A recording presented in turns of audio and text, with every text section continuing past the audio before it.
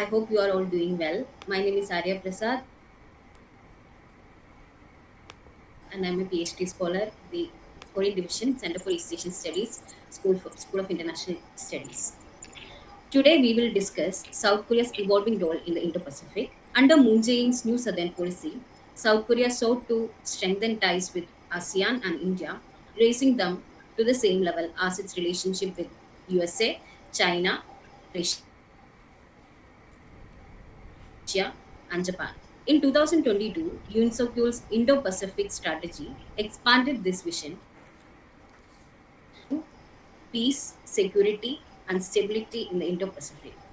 Notably, it also extended the policy to include the Indian Ocean region, reflecting the growing geopolitical and economic importance of the region in South Korea's foreign policy. So, let me introduce today's speaker, Mr. Abhishekh Sharma. He is a research assistant with the Strategic Studies program at the Observer Research Foundation and a PhD scholar specializing in Korean studies at the Department of East Asian Studies, University of Delhi. His research focuses on South Korea's foreign policy, inter Korea relations, regional security dynamics, and its role in the evolving Indo Pacific strategy. He has published extensively on South Korean strategic interests and has participated in various academic forums and conferences discussing the security architecture of East Asia and the Indo-Pacific. On behalf of Korea Research Circle, it is my privilege to welcome Mr. Sharma, who will share his insights into South Korea's strategic shifts and the broader implications for the Indo Pacific region. Please join me in welcoming him. Before we begin, I would like to go over some housekeeping notes.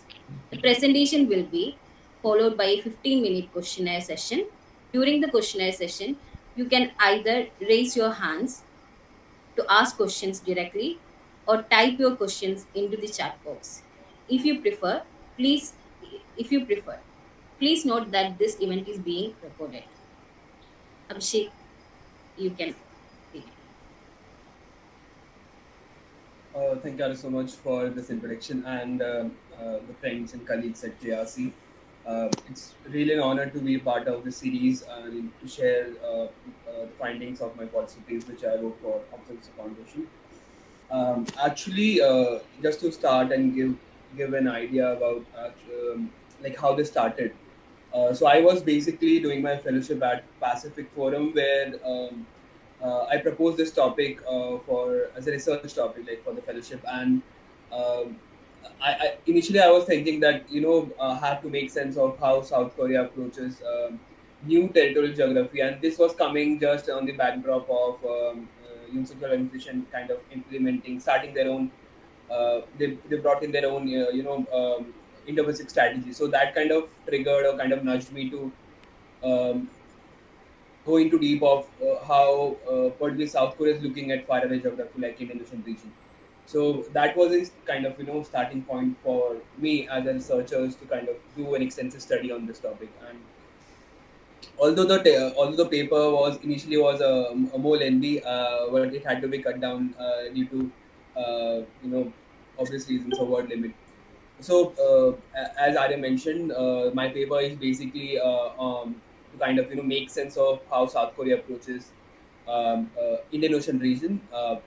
Particularly when we talk about Indian Ocean region, we talk about major players like, of course, India is considered as a resident power. Apart from other countries like United States or for example UK or France, who have their own territories in the region, but of course the other players, for example, when you talk about Indian Ocean region, for example, particularly in Northeast Asia, Japan, but Korea has not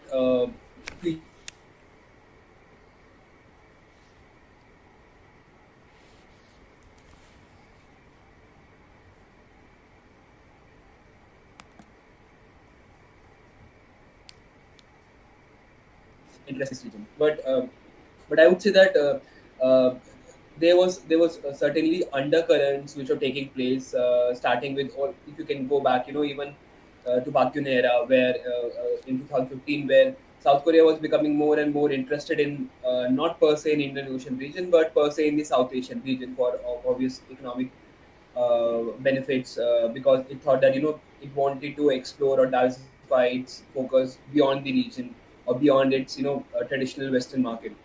And I think that was the initial point where South Korea became more interested in this region. But the main starting of South Korea focus towards Indian Ocean region particularly happened under Moon Jae administration. So in my presentation, I'll basically kind of divide my presentation to three parts. First is the what was happening in Moon Jae administration. The second is in the current administration, which is Yoon Suk Yeol administration, which is still continuing, and the third part is basically upon what are the recommendations which I have mainly highlighted in my paper.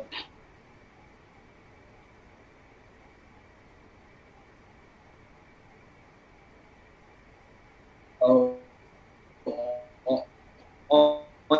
NSP, particularly on new signal policy, where South Korea administration particularly felt that it had to diversify its economic and diplomatic relations beyond the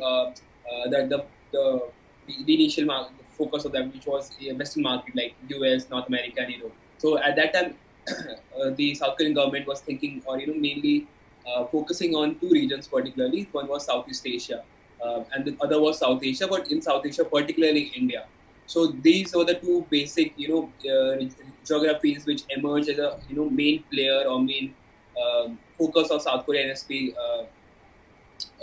national New Southern policy. And but the main element which was missing in the New Southern policy was it was more emphasized on strengthening people to people ties, economic relations, or trade and commerce, but less emphasis on geopolitics or the strategic significance of the region per se. If we can say in generally about issues of security, traditional or half part security like maritime security. So that was the element which was missing under the Moon Jae administration, which was the progressive government in South Korea from 17 to 2022. But even though there was less emphasis or less focus on the security element in the region, but still it kind of played as a foundation for the next administration to kind of build upon, which I'll talk later. But that kind of kind of created a framework under which then the next administration could kind of use it. So Moon Jae station kind of, even though it didn't focus much on Indonesian region, its main emphasis towards the region was through India. So under Moon Jae administration, during its visit, President Moon's visit to India in July 2018, there was certain understanding which was formulated that we would like to be part of the conversation which are happening at that time in Indonesian region. And the administration thought that India was particularly as a kind of a major stakeholder, which can be, which could play a pivotal role in helping South Korea to be part of the region institution. So during the 12th July meeting, there was this understanding which was formulated between both the government. And following that meeting, by the end of the year in 2018, South Korea applied to be a member, observer status member in the Indonesian Region Association (IORA), which was considered as a kind of main regional institution focusing on the economic and economic trades and issues of connectivity and structure in the Indonesian region. So that's how South Korea started to be a part of the discussion in the region, Indonesian region. But I would say there was also certain understanding, or there was interest in South Korea to kind of leverage India as part of its Indonesian region strategy. And that, as I said, that started in Pak Yun era, where there were more defense cooperation, particularly between the naval forces of both countries, and it was really kind of pushed forward under Moon Jae administration, where there was more cooperation between Indian Navy and South Korean Navy, but also the coast guards of both navy. So that was kind of also starting to build up. And so to basically conclude, I would say that Moon Jae station, even though Seoul's engagement was not focused on IOR, it still had a kind of it still had a an idea of strategic cooperation towards the region, particularly via India, kind of developing more closer tie with India, particularly in the maritime sector. But I would say, like as I mentioned before, the Yunzok administration particularly, leverage the extending kind of diplomatic infrastructure and diplomatic the goodwill which both countries had already developed to kind of build upon that. And one of the policies which really played very pivotal in that was its Indo-Pacific strategy, which was released by South Korea in December 2022. And because the new Indo-Pacific strategy was not just a pivotal uh, kind of a benchmark, or a kind of Rubicon which was crossed in South Korean foreign policy, because before that we have already seen that South Korea have traditionally played very safe when it came to choosing between United States and China, and it really didn't want to get or venture into this geopolitics of the region, particularly the Indo-Pacific. So that was kind of a remarkable change which happened under Yoon Suk Yeol administration, where they brought in the Indo-Pacific strategy. And what Indo-Pacific strategy did was it basically uh, became a guiding document for South Korean government, which was directed by Yoon's global pivotal state vision, where they wanted to elevate in South Korean diplomatic and economic or political engagement beyond the region, and focusing beyond the North Korea question in its foreign policy. And this shift kind of brought two major changes in the Indian region. It kind of first it bridged South Asia and the Indian region. Under it brought South Asia and the Indian region into the strategic radar of South Korea foreign policy, connecting both regions. Because often we see that South Asia region is very different from the Indian Ocean region. Traditionally, in geopolitics, both these regions are not connected, as is, for example, in South Asia, Southeast Asia, where we see there is certain kind of continuum or connectedness between Southeast Asia and South China Sea.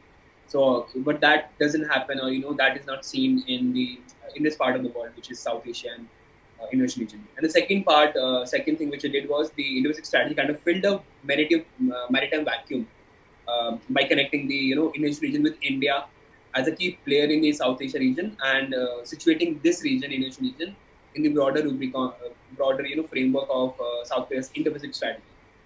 So that is how I would say that what was missing in the Moon Jae administration was the connect between the South Asia and Indonesian region, and with the broader Indo-Pacific region. That kind of was filled by the new Indo-Pacific strategy which Himsuk administration brought in. And so this was a very important phenomena, and to also like kind of give some reasons why Moon Jae administration was not able to kind of do this. I would suggest there was three reasons which I could find out, even like in my even interviews with experts. One was, I think, South Korea was more at that time under Moon Jae administration. South Korea was more focused, or had this notion that Indian Ocean region is more stable as compared to, for example, South China Sea, where we have territorial maritime boundary disputes between ASEAN countries. And the second reason which I found was the absence of a comprehensive US policy towards the Indonesian region. And the third was complexity of the IOR. So just to briefly explain these second and third part. So even though we have seen Indian Ocean region has witnessed some kind of conflict, but most of this conflict has been reserved to the Western Indian Ocean, mainly in the area of Gulf, where we have seen traditional piracy operations on the coast of Somalia and all those things. And South Korea has been part of those operations since 2009, mainly working with US Navy and other NATO countries. But it focus has not diverted even that time to the Indian region, which is very broad in that sense. So that was one factor where South Korea saw that even though there are some pockets of conflict in the region, but it was mainly limited to one part of the region, not like the whole of the region. And the second part was the absence of the comprehensive US policy strategy.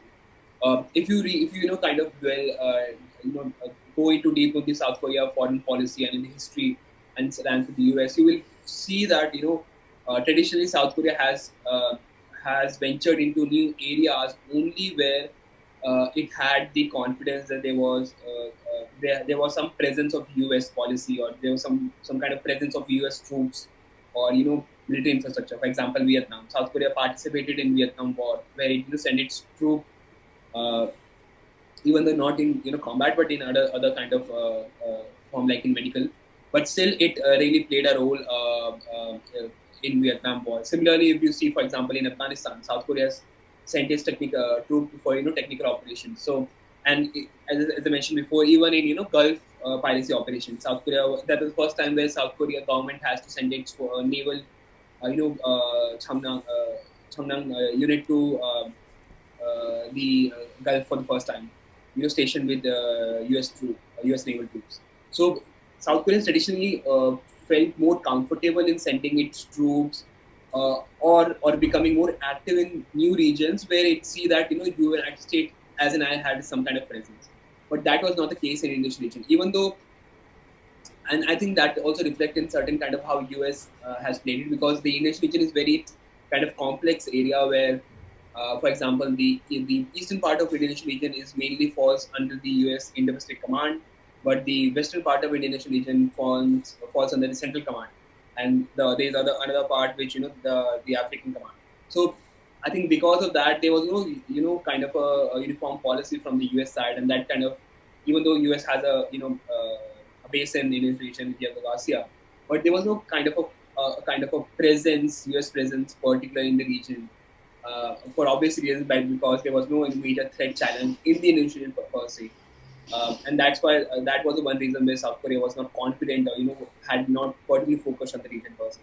And the third one, I would say, was the complexity, because because within the region also there was no kind of a common, or a single multilateral institution. For example, in the Southeast Asia, we see ASEAN. In the South Asia, we have a SARC, or we have kind of a playing step, but these are not very strong institutions which can which can bring change in the region. Even India as a single player doesn't have the capacity to kind of bring change, or get things done in the region. So in that sense, Indonesian Region Association was seen as very a kind of a new institution in this region, which could be used to facilitate or forge multilateral cooperation in the maritime security domain. And South Korea, and at that time, this institution was not very strong. So I think with time, as India has particularly given more emphasis of strengthening this multilateral institution in this region, even for example the other like Colombo Security Enclave, and even BIMSTEC right now. So more countries, non-resident countries, are feeling more confident in becoming partners, having partnership with this kind of these institutions.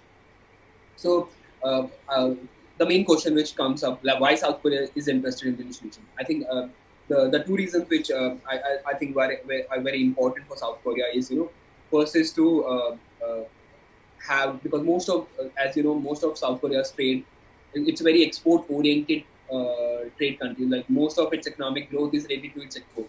So it's very important for South Korea, country like South Korea, to have safe sea line of communications where it's trade and commerce can easily flow through these crucial choke points, and for example through Strait of Malacca, or through Gulf of Aden and other areas. Of course, oil. It's a very oil dependent country. Most of its oil imports come from Gulf and all those places. This was the first reason where South Korea has become more interested in the region, kind of working more collaborative format with the region, particularly with major stakeholders, which is like India and institutions in the region. And the second reason was to kind of ensure that there is some kind of environment where international rule-based order is followed, and countries don't just dictate their policies or their will to other small countries. And I think we have seen that kind of played out in South China Sea. For example, if you closely follow South Korean embassy in the Philippines, in the last 1 year, it has issued almost 10 plus releases, kind of clarifying its position, and even condemning Chinese action. So in that sense, even if you follow the Camp David summit, where South Korea, Japan, and US together came and kind of called out China and Chinese activities in the South China Sea. So we have seen a shift under this administration where it has become more open and comfortable in asserting its position and asserting supports for international rule-based order and kind of free navigation in open seas. So that kind of also is kind of translating into South Korea becoming more prominent proponent of international rule-based order even in areas like in Indonesian region. So these are the two main reasons where South Korea is becoming more focused or more interested in the region. So that is how I see, and I think I've suggested I think mainly three recommendations which I've written in my paper, and for those of you interested, you can go to the ORF website, or I think the they'll share it with you later. I think my I have just 2 minutes, so I'll just wrap up very fast. So I've identified three areas where I think South Korea can work. In the Indonesian region, particularly one is with India. Kind of focusing on issues of infrastructure, security, and connectivity, shipping and ports, because they are dual use infrastructure nowadays, maritime transport, and the other part is mainly focusing on defense exercise, maritime security, kind of strengthening cooperation on issues of interoperability, search and rescue, interdictions, and counter narcotic operation. The second is to kind of strengthening South Korea cooperation with the regional institutions like IORA for maritime domain awareness, but also supporting you kind of extending traditional traditional kind of diplomatic initiatives with US and Japan to the region. So South Korea has a trilateral maritime security cooperation format with Japan and US, which focuses on these Southeast Asia and Pacific Ocean. So if that can also be extended to this region on issues of connectivity and trade and infrastructure, that could also be a very good way to kind of leverage or strengthen the region institutions. And the third is kind of collaboration, cooperation with India and the other regional stakeholders. We often see that when we talk about Indonesian region, we only talk about India. So there are also other actors like Indonesia, for that, for example, Thailand or Malaysia, so or Singapore. So if South Korea can also strengthen its relations with these regional countries, that will also play a very pivotal role for uh, South Korea becoming a major not stakeholder, but as per se a dialogue partner, be part of strategic communication in the region. I think so. These are the three recommendations which I've added in my paper, and I look forward to having to listening to your questions if you have any. Thank you.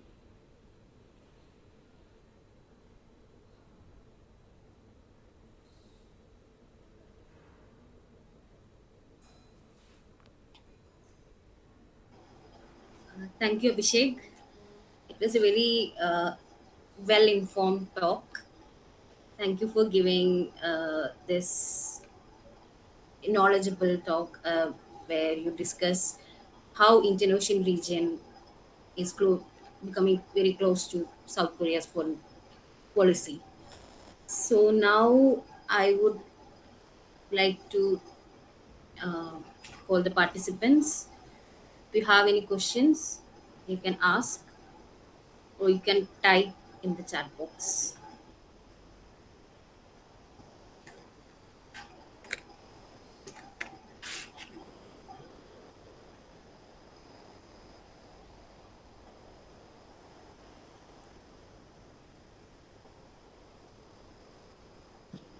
Hi, can I ask the question, Arya? Yes, yes. Uh, Hi, Abhishek. Thank you for that wonderful presentation. I think in the conclusive part of your presentation, you highlighted that obviously South Korea is a export oriented economy, and that has been the primary reason for South Korea to expand itself in the Indian Ocean region, and the more specifically the Western Indian Ocean region. Secondly, you also highlighted that South Korea has tried to adopt an independent or autonomous approach in its foreign policy. But my question is regarding that. are are is it not like that South Korea has got limited options, because in the backdrop of the US China competition, and as we saw with the shaky relationship during the Trump administration with regards to the US troops stationing in South Korea, and also the strategic expanding posture of North Korea. So South Korea has also like got to do with that, with with all these given scenarios, like geopolitical complex scenarios. So like how would you measure that factor? And also like my other question would be, that is a very futuristic question, but anyways I'll go ahead. So my second question is, what can be the are there any future substantive prospects of bilateral maritime exercises? Because this year we conducted some joint air drills between India and South Korea. So yeah, those are my two questions. Thank you.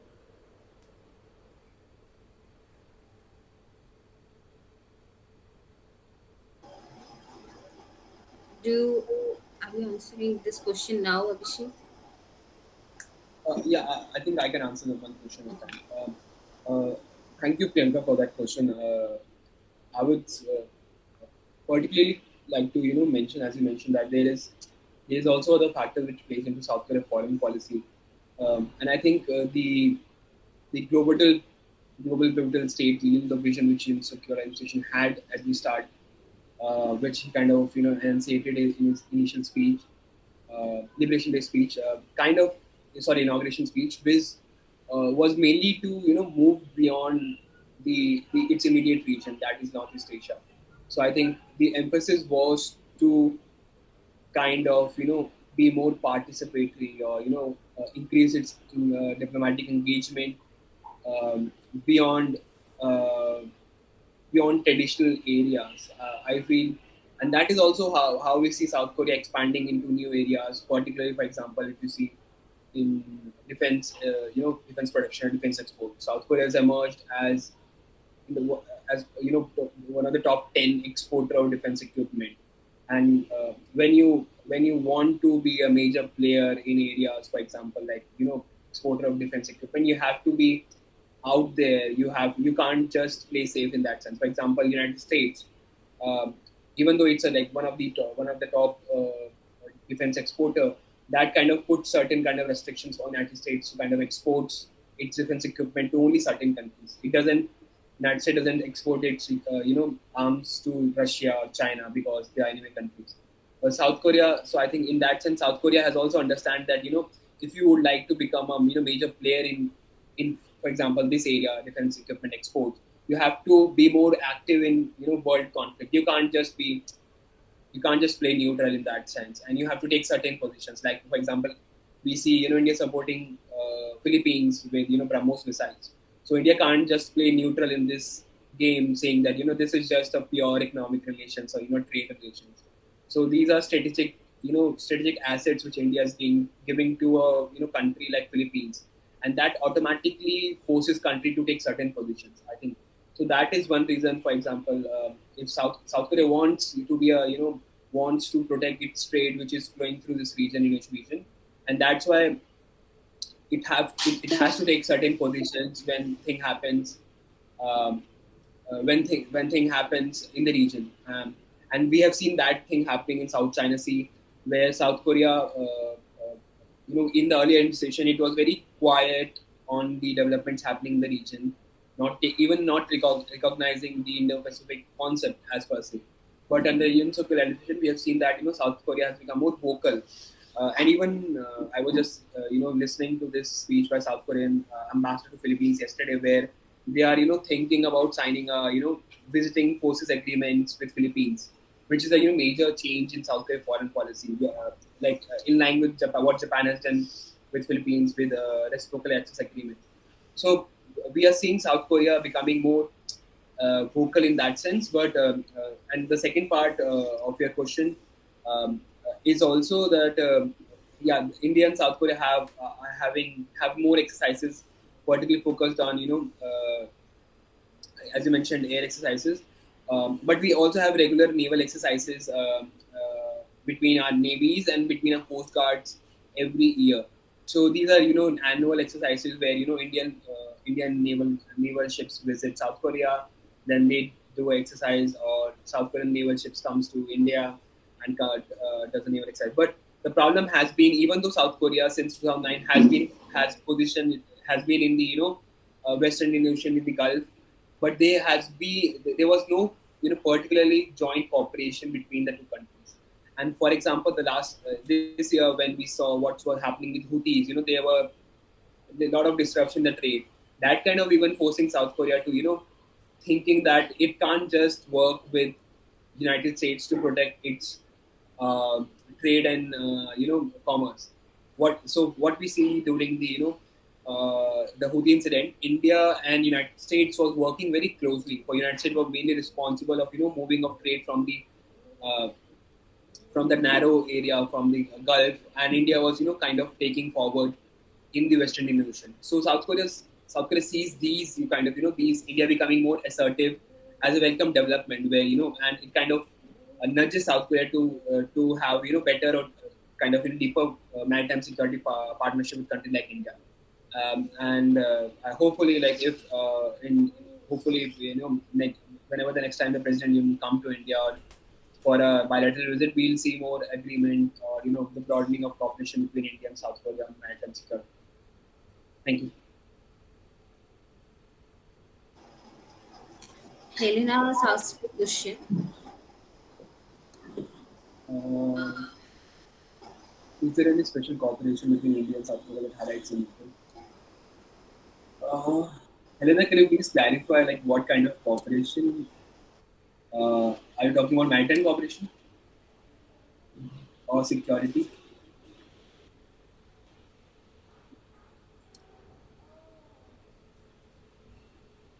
Yeah, maritime. Okay. Thank you for the question. So yeah, uh, I would not see India and South Korea cooperation in maritime as isolated thing. Like we are seeing India and South Korea cooperation broadening, particularly in defense front across the area. So like we have seen, in like recently, if I'm correct, one of Indian chief visited South Korea. I don't. I think it was Army or Air Force chief, someone like that. So we have India and South Korea have routinely very high level defense visits um, uh, between all countries. Yeah. As I mentioned before, we have a very wide area of cooperation with South Korea. For example, Indian Army is using K9 Vajra, self-propelled howitzers in LAC, which is against China. So we have a very you can only get equipments like these from a country which is which has certain kind of trust between both countries. So that's why we have a good defense relations, particularly when it comes to army, air force. We are still developing. This year, South Korean Air Force chief visited India as part of a multi nation tour, and discussed about various area of cooperation. Similarly, India Air Force chief was visited last year South Korea, and we are seeing in but coming to your question on maritime front, yeah, there is a lot of areas where India and South Korea are working, as I mentioned, on routine naval exercises and naval cooperation. But as I mentioned, there are in my recommendations there are many areas where India and South Korea can do more, particularly on the maritime front on issues of security. For example, shipbuilding. Recently, I think India wants to become a major power in shipbuilding sector, and South Korea is a leading player in the shipbuilding sector when it comes to civilian ships, but also on for example, military ships, naval assets. So that is one area where India and South Korea can work, where where we really need help from these countries who have top-notch technology and the skills and the ecosystems. So we are talking right now. Like there was a report in Money Control or Live Mint which mentioned that India wants South Korea and Japan to help India in this sector. But apart from shipbuilding, there is also port connectivity, infrastructure in ports, maritime cybersecurity. These areas where South Korea can really help India. So because the future will not just be uh, dictated by just not naval assets, because these, for example, your ports are also dual use assets. They can be used by military and civilian civilian part both. So that's why it becomes important for India to work with South Korea in these areas. So that's the status of the country. But I would say, like, going by the prospects, I see high positive chances that when the next visit happens between uh, like when South Korean president comes to India, we will see certain kind of cooperation in the defense domain. Yeah, thank you. Thank you, Abhishek. One more question from my side. It's a little bit different from maritime or military relations. So, what I want to ask is, how does the domestic issues in South Korea affects the foreign policy? Especially if we look at the current situation, there are many people from India or say Bangladesh working in South Korea, and this has changed the demographic pattern or like the workers status there. So how does it affect South Korea's relation with countries like India or other Southeast Asian countries? Yeah, that's an interesting question. Thank you. I would say that even though, of course, many people have argued that your foreign policy is extension of your domestic politics in that sense. So obviously, the domestic politics in South Korea affects its foreign policy in that sense. But I would say that when it comes to issues like North Korea or alliance with US or nuclear weapons, there is still not a bipartisanship in South Korea. But when it comes to, for example, having better relations with India, there is a bipartisanship in South Korea where both parties, be it conservative and the progressive PPP or Democratic Party, both agrees that they need stronger relations with India across the domain. It's not just defense, but even in economic and trade, particularly with with the rise of our economy, India becoming a more consequential player in diplomacy. So whenever you meet a South Korea expert or professor or someone who is you know educated in South Korea, they usually discuss with you about how India manages its diplomacy, how India trade with Russia. At the same time, India has good relations with the US. So there is certain kind of admiration in South Korea when it comes to India's rising diplomatic stature, which is also kind of uh, is coincidental with India's rising power. So that's why I think that has been a kind of consensus in in the domestic politics. But also, when you talk about issues of declining population in that sense, that has become a a major point of contention in South Korea, where uh, where you see lot of lot of people or migrants coming from other countries like South Asia or Southeast Asia for doing menial jobs, for example, for farms, for other sector as a, for example, in shipbuilding, or even in semiconductor areas. Like there was a recent report which mentioned that South Korea has a shortage of almost like 100,000 people in critical sectors like in technology in that sense. So that's why in that sense, for example, in countries like India also become important, where we have a lot of people who are getting graduated and are finding it difficult to get jobs, good quality jobs in that sense. And there are many avenues in South Korea, particularly, for example, I mentioned semiconductors, where they need skilled engineers, like around like 10,000 skilled engineers. South Korea is investing almost like $280 billion in kind of building our semiconductor infrastructure. So I think that also pushes South Korea to have better relations with these countries, because as I mentioned, people to people ties and exchange of population is a very sensitive issue, particularly after Brexit and in the backlash which we are seeing in Western countries. But I think South Korea and Japan are two countries where we are seeing both countries becoming more interested in having Indian students or Indian people coming there and working there. So I think that's also one reason, as you mentioned, where why we are seeing major push or major nudge in South Korean foreign policy, or diplomacy to have good relations with better relations or deepen the relations with India and other countries. Thank you, uh, Abhishek. Uh, so this brings to the end of our session. Thank you all for your participation and engaging questions. I would like to extend my special thanks to Mr. Sharma. And it is quite evident from your talk that how deep and wide your knowledge of this topic is. And we hope to hear and read more from you in the future. And thank you so much, everyone. Thank you, Abhishek. Thank you, Arya. Thank you so much for giving me this opportunity to share my views on this topic.